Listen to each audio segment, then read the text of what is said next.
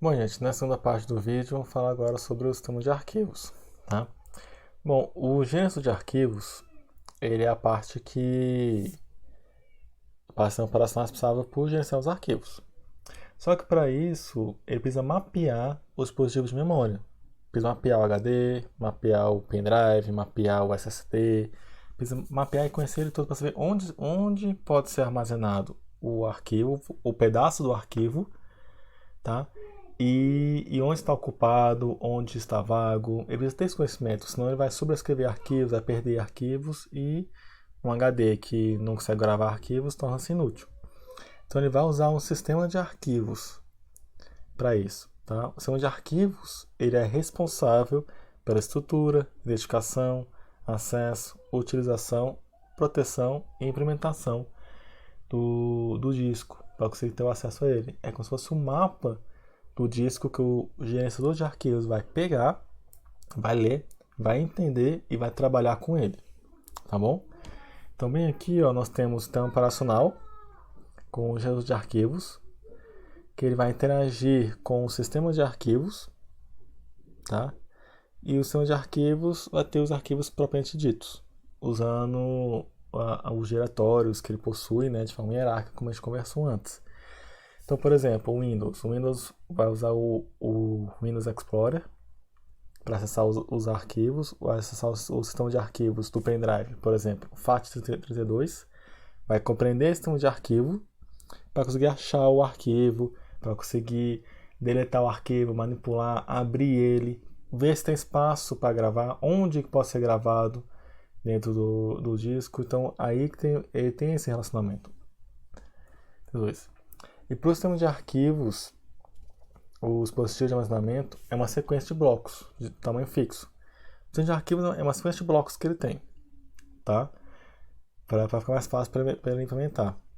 Que vai permitir localizar quais blocos os dados de cada arquivo e manter um controle sobre quais estão livres, quais estão ocupados. É bem similar com a questão das trilhas que a gente viu. Então, com uma sequência de blocos para eles. Apesar dele a trilha ser em forma de círculo, né? Para ele é só uma sequência de blocos que ele vai usar para tentar organizar o mais próximo possível os pedaços dos arquivos. E alguns exemplos do sistema de arquivos nós temos, que a gente vai ver aqui: FAT16, FAT32, exFAT ou FAT64, né? Ambos do Windows, NTFS, que é o atual usado pelo Windows, e ST4, que é do Linux. Tá? A forma como trabalhar com os dispositivos e as suas características desse sistema de arquivos influenciam diretamente nas escolhas que tem que fazer. Não sei se vocês já formataram, né, um pendrive no Windows, vocês já viram que você escolhe qual sistema de arquivo você quer, FAT32 ou NTFS. Qual é a diferença entre dos dois? Qual que eu escolho? Qualquer um serve? Eu escolho qualquer um me serviu. Vai ser sempre assim? Então ele tem características específicas para cada um deles que a gente tem que escolher, para na hora de a gente formatar um disco, tá bom? Lembrando que a questão de formatar o disco é você trocar o seu sistema de arquivos, por isso você perde todos os seus arquivos lá dentro, porque você troca por um novo sistema de arquivos. Pode ser pelo mesmo, mas ele vai apagar e fazer de novo, pode ser por um outro. Então o sistema de arquivos FAT16, o FAT quer dizer File Allocation Table, ou seja, tabela de alocação de arquivos. É como se fosse um mapa para usar, para falar onde o disco tem espaço vazio, espaço utilizado, uma tabela que ele vê, ó. Quero gravar esse arquivo, vou tentar aqui, não, está ocupado. Qual que está livre? É esse espaço. Então vou gravar nesse endereço, para não ter problema para um subscrever o outro. Graças a isso, o sistema operacional sabe determinar onde o arquivo está e consegue gerenciar o seu sistema, seu arquivo de sistemas. O FAT16 ele indica que o cluster de arquivos começa, ou seja, onde começa o primeiro byte do arquivo. O cluster, gente, é formado por um ou mais setores, tá bom? Geralmente com 512 bytes. Dependendo do tamanho do disco, o cluster também pode aumentar. Então, em vez de eu ficar trabalhando com setor por setor, que fica muito forma granulada, muito pequeno, então eu vou ter muitos setores para poder gerenciar, eu junto eles e formo clusters. Tá bom? Então é como isso aqui, ó. Esse aqui é um setor. Vou colocar o computador aqui. Esse aqui é um setor, tá certo? E esse aqui é um cluster, é a junção deles. Então, em vez de eu falar, o arquivo inicia no setor X, posso falar, o arquivo vai iniciar no cluster Y, que aí eu consigo pegar mais setores, eu consigo armazenar mais informações. Então, eu junto eles. É como se você pegasse uma casa que tem um lote, tem a casa vizinha tem outro lote. Ele quer construir uma casa maior. A pessoa compra o lote do lado, derruba a parede e forma um lote só. Ou seja, formou um cluster. Ele juntou eles. Então, a mesma coisa aqui. Aí, quem vai cuidar disso? Quem vai mostrar que é um cluster, qual é o tamanho dele e onde ele inicia? O sistema de arquivos. No caso aqui, o FAT16 é um exemplo deles. Tá? Quando o arquivo é maior que o tamanho do cluster, porque o sistema de arquivos define, o cluster tem tal tamanho. Tá? Ele tem que ser dividido em múltiplos pedaços, em múltiplos clusters. E na situação, você vai colocar o cluster em sequência, um cluster atrás do outro, né? Vizinhos, para você conseguir ter o arquivo. E vai distribuindo na sequência. Porém, nem sempre é possível. Se é necessário colocar em clusters distantes, que é essa imagem que eu mostrei para vocês aqui antes. Aqui está mais para mostrando para setores, mas também se aplica clusters, tá bom? Aqui o mesmo arquivo vermelho, ele está aqui nessa sequência. Podemos falar nesses clusters aqui. Depois pula para esse setor, depois pula para esse e no final é esse. Quando aquela agulha vai ler, o disco vai rodar, vai ficar girando. A agulha vai posicionar, vai ler esse pedaço aqui. Esse pedaço vai ler até aqui. O último vai indicar, o próximo está na trilha tal. Aí ele lê esse, se movimenta para ler essa trilha, o disco gira, quando chegar aqui, ele consegue ler esse pedaço. Lendo esse pedaço, ele descobre, o próximo está na trilha mais abaixo. O disco vai girar, a agulha vai se posicionar aqui. Quando girar, ele vai ler esse pedaço, está em vermelho. Leu, onde é que está o próximo? Mais a fundo ainda. Vai ter que mover de novo a agulha para cá e ler o último pedaço do arquivo. Perceba que ela teve que mover 1, 2, 3 vezes. O HD, gente, ele como vocês viram no vídeo, ele é eletromecânico. Então, qualquer movimento mecânico na computação demora para ser executado. Precisa de motores, tem que ter precisão, não pode ter erro. Então ele demora a ser executado. Embora que seja muito rápido para nós humanos, para a computação ela demora bastante. Por isso que a memória RAM é muito mais rápida do que o HD, porque ela não usa elementos eletrônicos. Tá bom? Então ele fica pulando um para o outro. E o FAT16, ele tem as características específicas deles. Ó.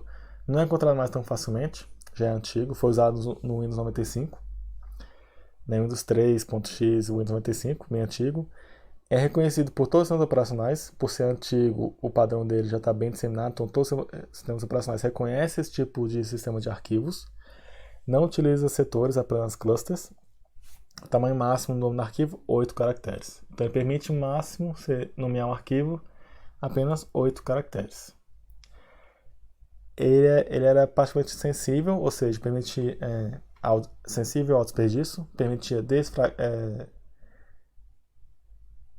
sensível ao desperdício de disco. Sim, ele fragmentava bastante e não funcionava em discos maiores do que 2 GB. É porque eles usavam 16 bits para ler o disco como um todo. Então o disco acima de 2 GB não funcionava. Naquela época não existiam muitos, eram 512, no máximo 1 GB que tínhamos acesso. Caso o sistema precisava de um disco com mais do que 2 GB, era necessário particioná-lo em pedaços em 2 GB. Então se fosse um HD de 10 GB, você iria encontrar 5 partições de 2 GB cada. Então o sistema antigo não é muito usado, mas porque não atende o que a gente precisa, evoluiu a questão do HD, evoluiu a questão do espaço, ficou mais barato, então ele não atende muito mais a gente, mas ele é reconhecido por vários sistemas operacionais distintos, inclusive por alguns dispositivos embarcados também. Sistema de som de carro, ou outros sistemas que sejam embarcados, tá? E aí precisava evoluir e veio o FAT32. O FAT32 veio para resolver o problema dos discos partições maiores de 2 GB do FAT16. Agora, com o FAT32 que a Microsoft lançou, podia gerenciar partições de até 2 terabytes. Então até aí já resolveu, né? 2 terabytes. Até hoje em dia não é tão simples assim você ter um HD de 2 terabytes, embora seja bem possível. Mas geralmente é 1 tera que você tem acesso um pouco mais fácil.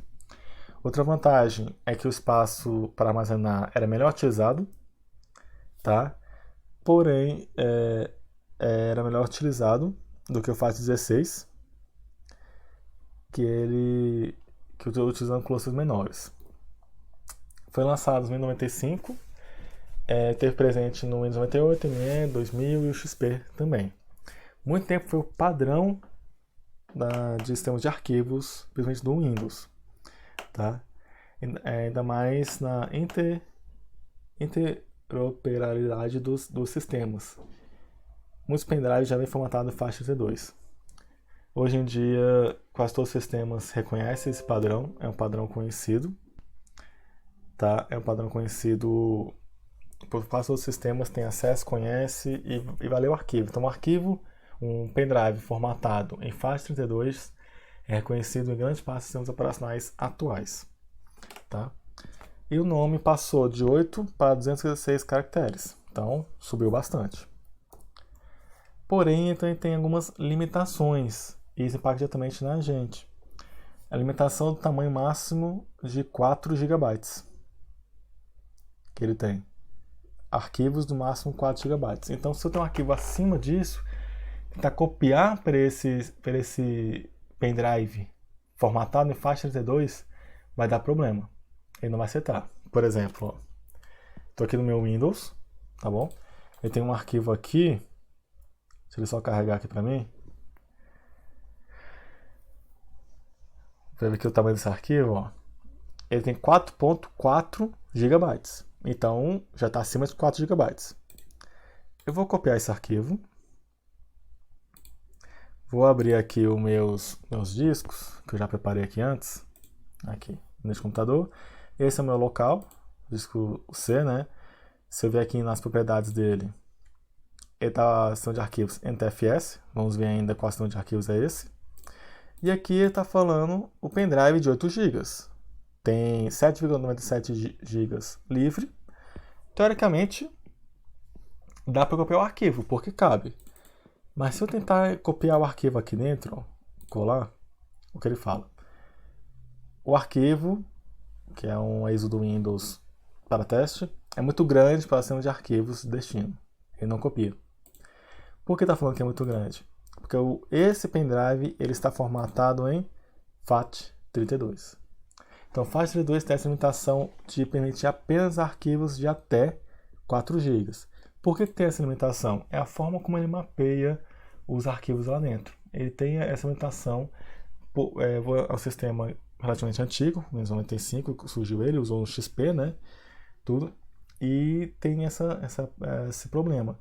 Como é que eu resolvo isso? Eu vou ter que formatar ele, ou seja, mudar o sistema de arquivos dele para outro. Aqui, ó, como é que eu faço isso? Quando eu venho formatar, botão direito formatar, eu tenho faixa 32, tá aqui, NTFS, tem esses dois. Então eu tenho que saber quando que eu tenho que usar o FAT32. Eu vou usar sempre, eu nunca vou usar o FAT32? Não, também não é assim. Tem casos que você pode usar sim. Ele tem as suas vantagens, tá? O único ponto é que ele não aceita arquivos acima de 4 GB, tá bom? Se eu fizer a mesma coisa com o Linux, formatar em FAT32 e mandar copiar, eu fiz o teste aí com o Might, ele é até um pouco mais preocupante, porque ele copia o arquivo inteiro, quando chega no final ele fala, ó, deu erro, não cabe, e dá esse problema. Aí ele copia o arquivo incompleto, tá bom? Ele tem compatibilidade com os sistemas operacionais antigos. Esse, no caso aqui, dos antigos, ele está falando que usava o FAT16, tá? Hoje em dia, assim, quase nulo o uso deles. O Windows 95 não é usado hoje ainda, tá? Nem o Windows 3. Uma coisa, tá bom? Mas ele não é compatível com esses sistemas antigos, porém, ele tem uma compatibilidade grande com os sistemas atuais.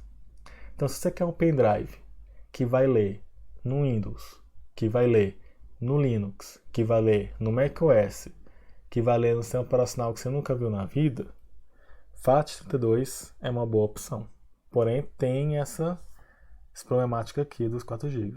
Além disso, ele não tem um sistema de segurança e recuperação. E isso também torna ele um pouco mais rápido por conta disso. O que isso quer dizer? Quando eu estou usando o meu HD e cai energia do computador, e eu estava gravando uma coisa, o meu sistema de arquivos atuais, como NTFS e ST4, tem o que chamam de sistema de recuperação, que vão recuperar essa informação. Tá? O ponto é que, para fazer isso, eles tornam um pouquinho mais lento, porque dá uma segurança a mais. É sempre uma questão de equilíbrio, tá, gente? Quanto mais segurança tem um sistema de computação, mais performance ele perde, tá? Ele fica mais lento. Então tem esse contraponto desse. Então eu ganho em segurança no TFS, mas eu vou perder um pouquinho em velocidade em relação ao outro. O FAT32 ele não tem segurança. Então se eu estiver copiando um arquivo, recortando um arquivo e der erro, eu não vou, vai dar erro no arquivo que estava copiando e é capaz de eu perder o meu arquivo também. Então ele não tem como recuperar. Não tem esse sistema de recuperação, tá? Pensando na evolução do FAT32, lançaram o exFAT, ou FAT64, que é o Extended File Allocation Table. É uma evolução da tabela FAT. Ele foi desenvolvido por usuários manipular arquivos com mais de 4 GB. Agora sim, posso formatar um sistema de arquivos usando FAT, que é o exFAT, tá? exFAT, ou FAT64, e posso botar lá arquivos maiores do que 4 GB. Tá bom? Mas ele mantém as mesmas restrições do outro. Não tem recuperação, não tem recuperação de arquivos caso caia energia e não tem grande compatibilidade entre sistemas também. Dentre eles, o que é mais compatível é o FAT32, tá? Até agora. Certo? Então, dentre eles mais compatível é o FAT32 sistemas. Então, só voltar um pouquinho antes no FAT32. Quando é que eu vou usar ele? Quando você quer um pendrive que seja mais rápido, você não tem problema de limitações de arquivos acima de 4 GB. Por exemplo, eu tenho um pendrive de 4 GB, então nunca vou botar um arquivo acima de 4 GB dentro dele, e não me preocupa com segurança. E eu quero compatibilidade. Como eu falei antes, um pendrive que lê em todos os sistemas operacionais, ou um pendrive que ela vai ler na minha impressora, um pendrive vai ler no meu sistema de som, seja do carro, que vai ler em um sistema embarcado, que ele também tem essa maior compatibilidade. Muitas vezes, se você formatar em um sistema de arquivos mais atual, que tem vários recursos e tudo, como NTFS, você formata o pendrive desse tipo, põe na sua impressora e a impressora não reconhece. Que a impressora embarcada tem limitações. Então acaba que ele é mais compatível com os sistemas antigos, principalmente com o FAT32. Então, se o seu pendrive não está lendo sua música ou não está lendo seus arquivos na impressora, formata ele no FAT32. Vai ser esse teste, tá? O exFAT já expliquei. E vem o NTFS, tá? Que é o NT File System. É o sistema de arquivos NT. É a evolução, é o atual padrão do Windows 10, tá bom? Faz tempinho que ele já adotou ele como padrão. É superior ao FAT1632. Foi desenvolvido inicialmente para servidores e sua principal vantagem é na área da segurança, recuperação caso de falhas. Então, se tem falhas, ele pode recuperar. Por isso que ele foi inicialmente desenvolvido para servidores. Servidores não podem falhar com seus arquivos, tem que manter sempre eles intactos. Uma das suas principais características é o chamado journaling, que fornece permissão ao sistema operacional a manter um registro dos seus arquivos e das alterações realizadas nele. Por isso que o FAT seria um pouco mais rápido, porque ele não faz esse registro. Ele não perde tempo fazendo esse registro. Porém, ele é menos seguro do que o NTFS, por esse motivo. Então, se tiver um erro no seu arquivo, ele pode ser revertido de forma automática, o sistema operacional faz por si só, de acordo com esses logs. Se ele for perdido, corrompido ou danificado, ele consegue recuperar. É o que ele faz quando cai a energia do seu... Você está usando o Windows, ou o Linux também faz isso. Cai a energia, quando volta, vai reiniciar o computador, ele verifica os arquivos. Como é que ele verifica isso? Pelo NTFS. Tá? Então ele vai tentar achar problemas, vai tentar recuperar. Você não consegue recuperar e realmente perdeu o acesso ao arquivo. Mas ele consegue recuperar grande parte dele, então é mais seguro do que o FAT, do que qualquer um dos FATs, tá? Seja 16, 32 ou o exFAT ou FAT64. Ele possui um sistema de segurança maior que seus antecessores, porém um pouco mais lento, como eu expliquei para vocês. Suporta partições até 16 terabytes, então assim, para nós, meros humanos mortais, ele é mais que suficiente.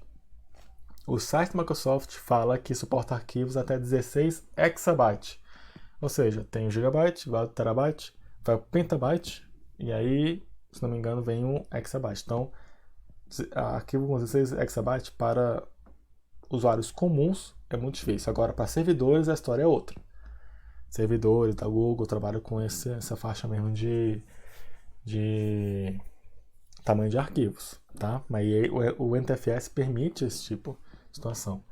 Porém, vem um ponto ruim dele: incompatibilidade com outros sistemas operacionais, principalmente com o macOS. Até agora, o macOS não tive notícia de que ele reconhece o sistema de arquivos NTFS. Então, se eu quero um pendrive que reconheça todos os sistemas operacionais, formatá-lo em NTFS, eu tenho que ter a informação de que o macOS não vai conseguir, que o macOS não vai reconhecê-lo, tá? O pendrive não vai entender esse sistema de arquivos. O gerenciador de arquivos do macOS não vai entender o sistema de arquivos NTFS presentes no meu pendrive. Tá bom? O Linux, ele entende o NTFS, tá? Porém, ele entende em modo de compatibilidade. Não é 100% ainda. Ele consegue ler os arquivos, porém, se não me engano, as questões das permissões dos arquivos, ele não respeita não, ele deixa aberto para tudo. Tá? Então, tem esses pontos entre eles. Então, onde ele é mais usado? No Windows. Quando eu instalo o Windows, instalei o meu Windows aqui, ele formatou o meu HD em NTFS para ser usado, para ser mais seguro e poder ser utilizado pelo sistema.